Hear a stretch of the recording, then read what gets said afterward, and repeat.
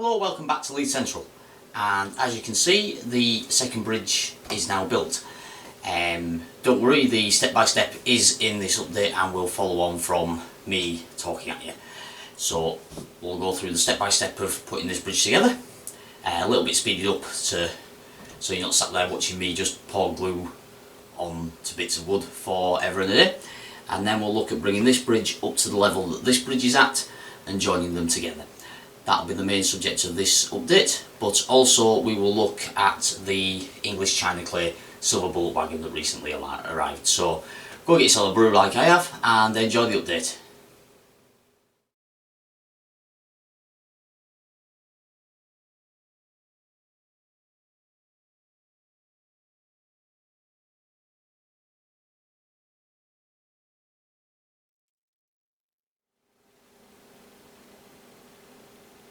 So these Silver Bullet wagons in service in Britain, still in service to this day in fact, initially came to fame in the Bungalow to Irving Silver Bullet train, as it was known, with pairs of 37s, where they were kept surprisingly clean in their silver unpainted metal finish.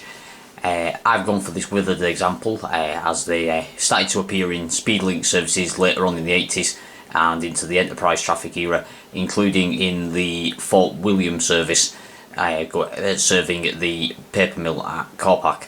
This is why I have bought one of these, and the ones in the Fort William service always generally tended to be a little bit less unkept. This one's probably a bit heavy in the weathering accounts for my period, but I do like the look of the weathered effect on these wagons. The wagons currently operate on the network still, mostly with coalless rail locomotives now based off Irving, serving places as far away as Dolan's Moor, and also serving Workington docks and through to Aberdeen. So mostly quite common on cross-border traffic, and also, as I mentioned, in Speedlink services. These are actually internationally recognised wagons registered in France. So they would have been quite regular on train ferry traffic as well. I've seen videos of them passing through the yards at Dover. So basically, if you have Speedlink trains or enterprise trains, I'm sure you can find space for one of these on your model. That's basically, as I've just covered, they went as far north as Aberdeen and Corpac, and as far south as Dover and Bungalow, which gives you pretty much an entire network geographical coverage here, which makes it a good wise choice for a wagon model.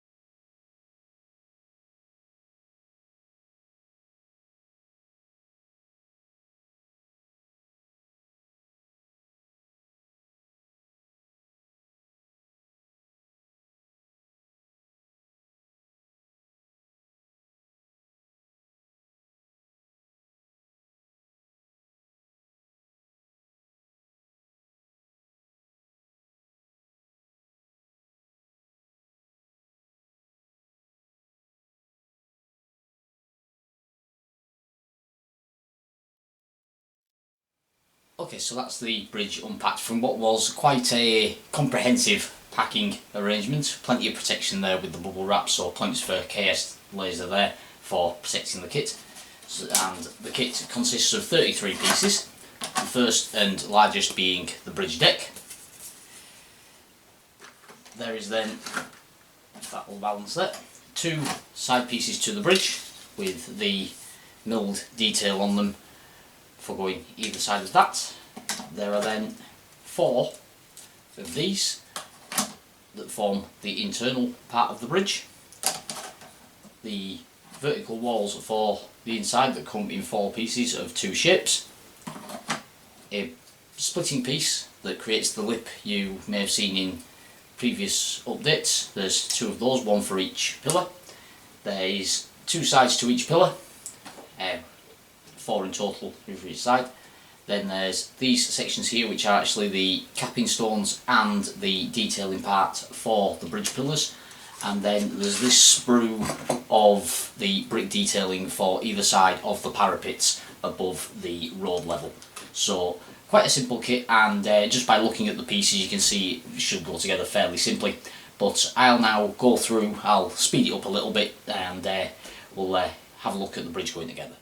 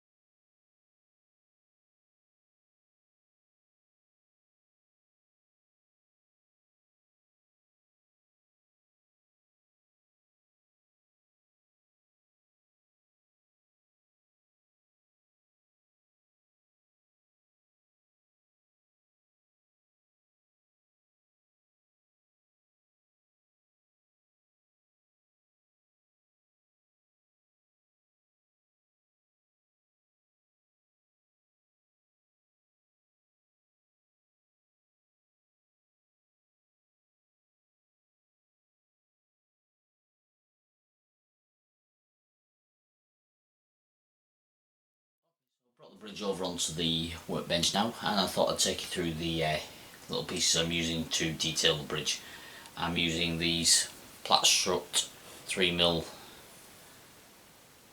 rods with a very fine and bendy, and they're forming the structural parts around the top area here, as you've probably seen on the other bridge.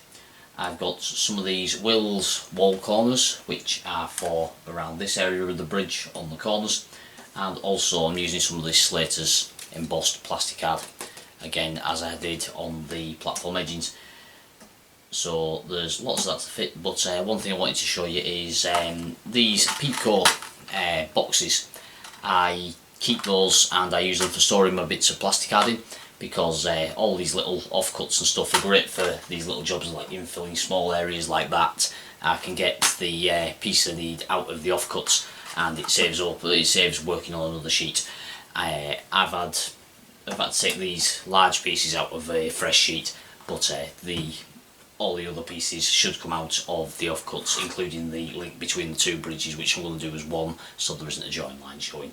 So I'll get on with fitting these pieces, and I'll come back to you once I've got the bridge all coated up and we're ready to join them together.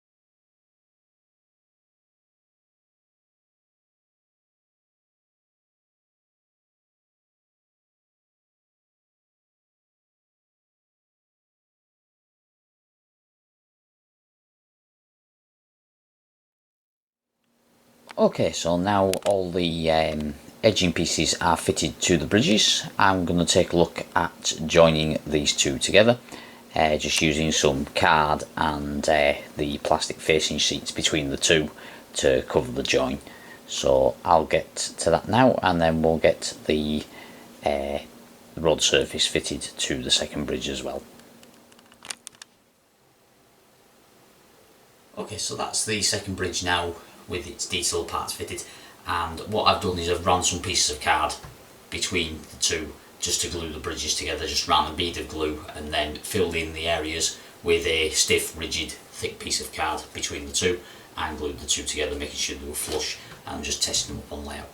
And you may have also noticed I've test fitted the ramp edge and also have some mocked up pieces of card ready for forming that side of it, which will be a later update. So what I'll do now is I'll get the last of the fascias fitted to this and the road surface fitted, and then that'll be ready for priming and painting.